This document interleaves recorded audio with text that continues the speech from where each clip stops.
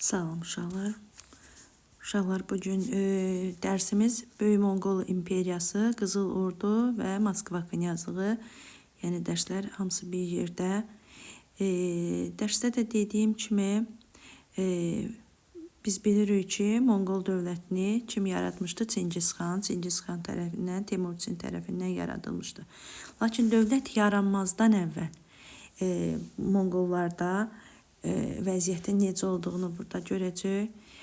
Deməli, baxın uşaqlar deyir, qədim zamanlardan etibarən Monqollar Mərkəzi Asiyanın çöllərində Altay dağlarının qərbinə qədər geniş ərazidə yaşayırlar. Yəni Böyük Monqolistan çöllərində, Mərkəzi Asiyada yaşayırlar.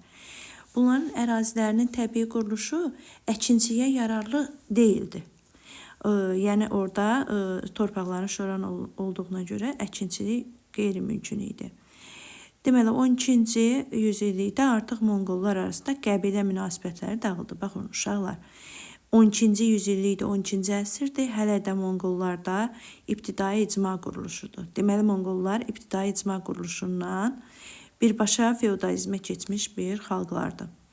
13-cü yüzillikdə qəbilə münasibətləri yavaş-yavaş dağılır, artıq belə deyək də, tayfalar arasında təbəqələşmə gedir, varlı kasıb təbəqələr yaranır. Yəni maldar təsərrüfatı içərisində sosial bərabərsizliklər yaranır. Bu o deməkdir. Yəni varlı kasıb tayfalar yaranır.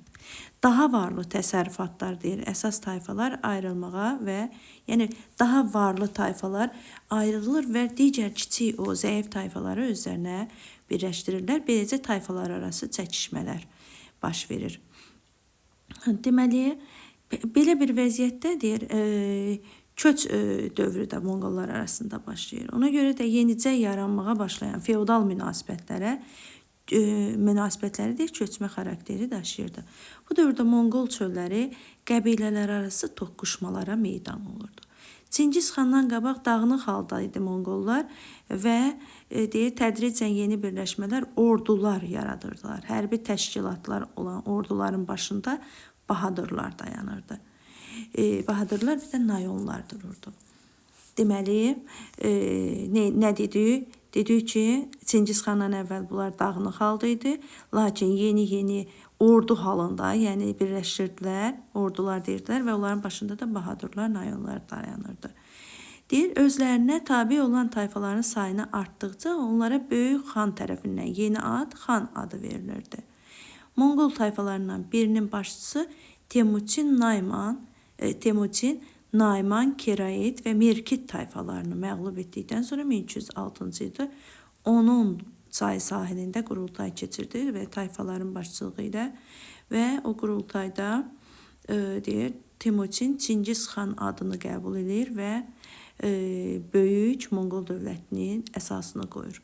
Çingizxanın hakimiyyəti də 1206-dan 1227-yə qədərdir. Paytaxtı Qaraqorum şəhəri olur. Çingizxan dövlətin paytaxtını Qaraqorum şəhəri elan edir. Sonra Monqolların deyir, uğurları əsasən Çingizxanın iti ağlı və uzaq görən siyasəti ilə bağlı idi. Çingizxan ən çətin anlarda müstəqil və doğru qərarlar verməyi bacaran bir hökmdar olub və dövləti də beləcə möhkəmləndirib. Hətta tabi edilən ərazilərdə deyir, baş verən üsyanları qəddarlıqla yatırır. Kütləvi qətillər törədir, bundan çəkinmir. Belə olanda yaratdığı dövlətdə nizam-intizam da güclü olurdu. Onun qanunlarından heç kəs çıxa bilmirdi. Çingizxan geniş işğallara başlamaq üçün güclü ordu yaratmalı idi.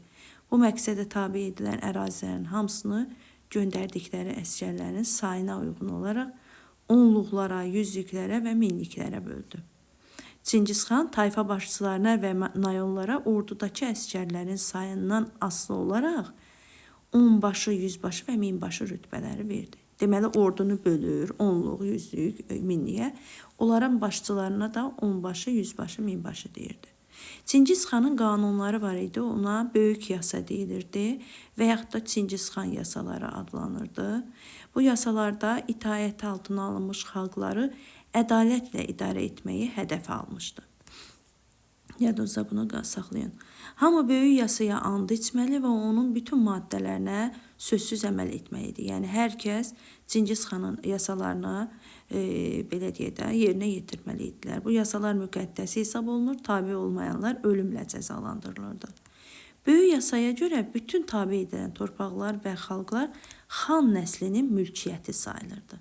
Bu səbəbdən Çingiz xan və onun oğulları arasında ulusları, yəni Çingiz xanın, yəni uşaqlar yadınızda qalsın, həyatda yeganə səhvi olub ki, dövləti öz oğulları arasında bölüb. Bax, Monqol dövlətinin ərazisi. Bax, gördüyünüz kimi Xəzər dənizi, bax, Azərbaycan yerləşdiyi yer.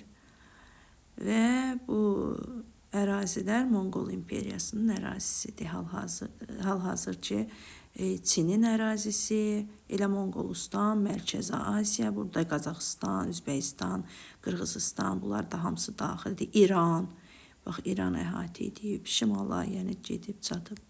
Yəni bu əraziləri gördüyünüz kimi Monqol imperiyasının ərazisidir. Sonra gəlir Monqol işğalları. Çingiz xan geniş çöllərdədir. Yaşayan bütün Monqol və Türk tayfalarını özünə tabe edir. Sonra güclü təşkilata malik olan idarə etmə sistemi yaradır. Qoşunda yeni növ silahlarla, çevik atlı dəstələri ilə silahlandırır və qorxu salır da bir növ işğal etdikləri ərazilərə. Əvvəlcə işğal edilməli ərazini seçir. Dəqiq kəşfiyyat məlumatları toplamaq üçün ora ticarət kərvanları, tacir paltarında insanlar göndərir. Həmin vasitələrlə ərazini dəqiq öyrənir, kəşfiyyat edir, sonra da qəfil hücum eləyir. Və işğal olunan ərazilərdə şəhərlər, kəndlər yandırılır, əhali qılıncdan onlar da yandırılır və bu qorxu nəticəsində başqa bir yerə artıq bütün əraziyə səs salınır ki, belə bir düşmən gəlib və hamı qorxur, ona görə məcbur olur başqa ərazilər təslim olmağa. Deyir ki, işğal olunan ərazilərdə feodal dağınıqlığının hökm sürməsi, ara müharibələri və vahid dövlətin olmaması da Monqolların yürüşlərini asanlaşdırırdı. Çox vaxt bu ölkələrin hökmdarları xalq kütlələrini silahlandırıb Monqollara qarşı göndərməkdən qorxurdular. 1207-ci ildə Çingiz xan qalibiyyətli hərbi səfərlərə başladı. Çingiz xan işğallarına qədər Sibir və Şərqi Türkistanı özünə tabe edir. 1215-ci ildə isə Pekin daxil olmaqla Şimali Çini ələ keçirir. Yadınızda qalsın, 1215-də Şimali Çin və Pekin də onun içində ələ keçirilir. Çində deyir, həlledici müvəffəqiyyətə imza atan Çingiz xan əsas hərbi qüvvələrini qərbə yönləndirir və Xarəzmşahlar dövlətinə hücum edir. Xarəzmşahlar da Mərkəzi Asiyada bir dövlət idi. Güclü ordusu olmasına baxmayaraq Xarəzmşah Məhəmməd Monqollarla açıq döyüşə girməkdən qorxur. O, daha çox şəhərin qala divarlarını möhkəmləndirməyə üstünlük verir. Lakin o heç bilmirdi ki, Çingiz xanın divar deşən mancanaqlar ixtira edib və bu ilə də o qala divarlarını rahat keçəcək. Çingiz xan Xarəzmşahlar dövlətinin əsas mərkəzlərinə eyni vaxtda hücum etmək üçün ordunu hissələrə böldü, şəhərləri dağıtdı, əhalinin bir qismini qılıncdan keçirdi. Xarəzmşah Məhəmməd Monqolları müqavimət göstərə bilmədi.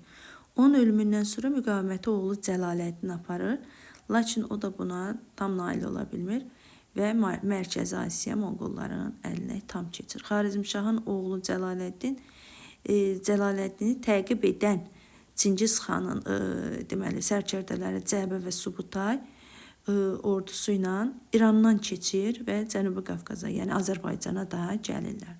Bu yürüşlər gələcəkdə Cənubi Qafqazın işğalı üçün zəmin yaratdı. Bu bir növ kəşfiyyat yürüşü idi.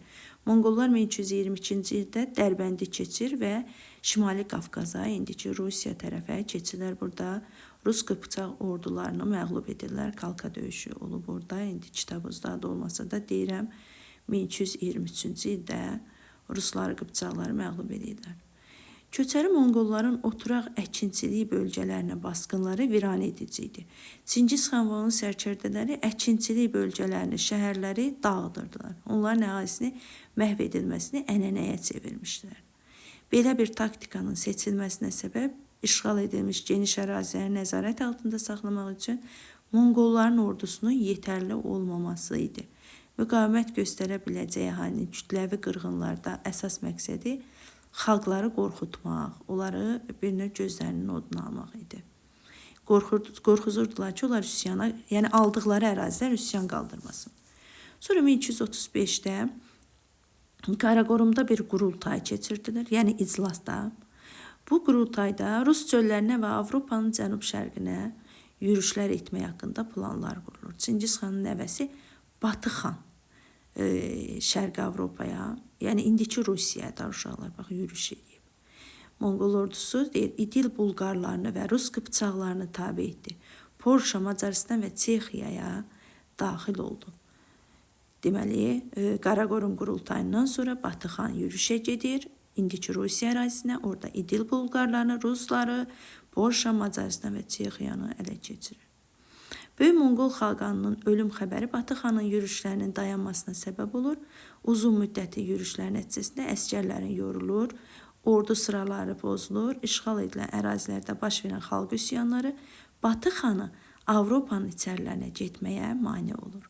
Yəni, belə bu səbəblər olmasaydı, indiki Avropada Monqollar tərəfindən işğal olunacaqdı. Yəni, Fransa, Almaniya, bu yerlər. Xubilay xanın hakimiyyəti dövründə, uşaqlar, bax, Qaraqorumdan Pekinə paytaxtı köçürdülər. Xubilay xan, yadınızda qalsın. O Cənubi Çini işğal edib 1371-ci il, bax, Cənubi Çini, Şimali Çini Çingiz xan, Cənubi Çini də deməli Xubilay xan ələ keçirdir və 1371-də özünü Çin imperatoru elan edir və Yuan sülaləsinin əsasını qoyur. Yeni bir sülalə, Çin imperatoru elan edildilər. Monqollar artıq Monqolluqdan keçdilər. Fikir verin, artıq Çinə paytaxtı da köçürdü. Bu, Monqol dövləti üçün mənfi idi.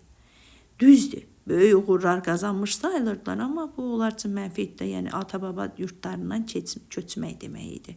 14-cü yüzilliyin əvvəlində Monqol imperiyası parçalandı və onun geniş ərazilərdə müstəqil feodal dövlətlərə parçalandı və bir müddət sonra Çində o Yuan gedib almış da Çini, Cənubi Çinidə o Xubilay xan. Həmin Çində də üsyan oldu və Yuan Monqol sülaləsinə son qoyuldu.